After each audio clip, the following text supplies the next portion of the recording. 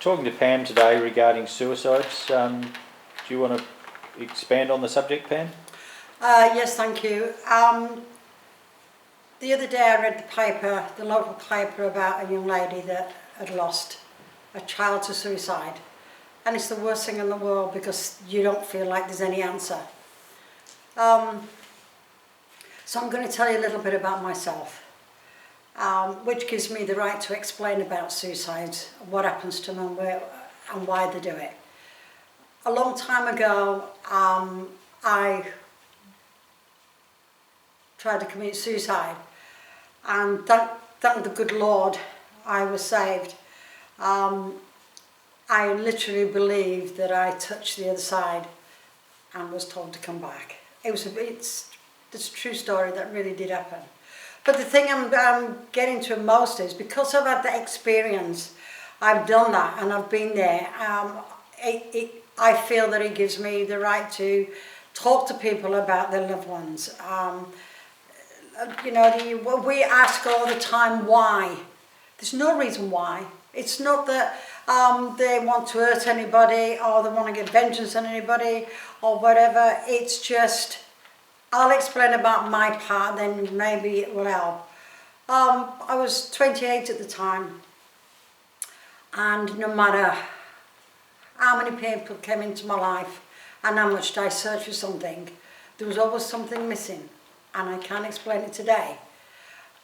It's just a sense of loneliness, of emptiness, of not belonging. No matter how many people love you, and people do love you, mums and dads, so it's not a condemn, it's just the feeling that you get. It's a feeling like similar, it's a part of a depression, but it's far more worse than that, far more worse than depression, because it takes us to a place of, loneliness and emptiness, and we can't find our way back. And the more we try to understand what's happening and try to say, yes, we've got a good mother, a good father, a children that love us, it doesn't comprehend, we can't comprehend it when this urge again comes to for us to do the suicide thing.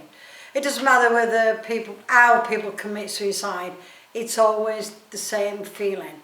Some men take things to heart more than other men. Some women take things to heart, same as that. But the fact is, it's an illness, but it's more than an illness. Through your experiences, then, what actually happens, do you think, when they die? When people commit? What happened to me is I was put on a machine where the doctor told me when I'd finished that my heart stopped beating 3 times.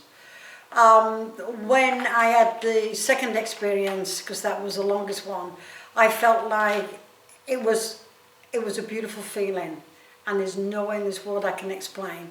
It's like being cold, being empty, being lonely, being sad, everything all rolled into one, and somebody coming along and wrapping you in a beautiful, warm, cozy duvet and telling you that everything's going to be okay. And the sense of love and belonging and everything that you want to reach out for is there in one split second. And you want to go. And you do. And you go with them. And you will follow them to the ends of the earth because that feeling is there.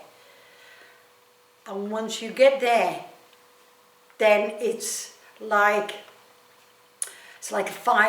thousands of violins playing. It's colours coming. The colours are the most important thing, was to me anyway. The colours came in, you couldn't describe the colours. And then just as I got there and felt this beautiful belonging, somebody told me it wasn't my time, I had to go back. It was the worst experience of my life, that was. It was crashing. I had to go back and I didn't want to go back. But I'm glad now that somebody did send me back, because it's given me an opening to talk about it. It's also giving me an understanding when people lose their loved ones through suicide, how much hurt can be left behind.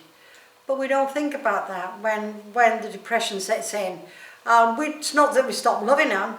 It's just the fact that all that's taken away from us, of the worrying about kids or worrying about this we go into a place where there's no one can reach us, and that's what happened. It's just a moment of time. So where do you believe those people go when they do suicide? Well, years ago there was a silly myth about that you can't knock on Evan's door, but you do. And there's a certain, when I was going there, there's so much love and so much compassion. I truly believe that if I had have stayed there, I would have been loved. And not that we're not getting it from Earth, as I said, it's different, but we needed a place to belong further than the place of Earth, and that's what it was all about. It's belonging on the other side where we should have been in the first place. But don't take my word for it. Everybody's got some different story to tell. But if anybody would like any information, please go to my website, which is or my email, which is better, is pammccagh@hotmail.com. McCagh is spelled M-C-C-A-G-H. Or just leave a message on my website, which is pamfromengland.com. Thank you very much for listening.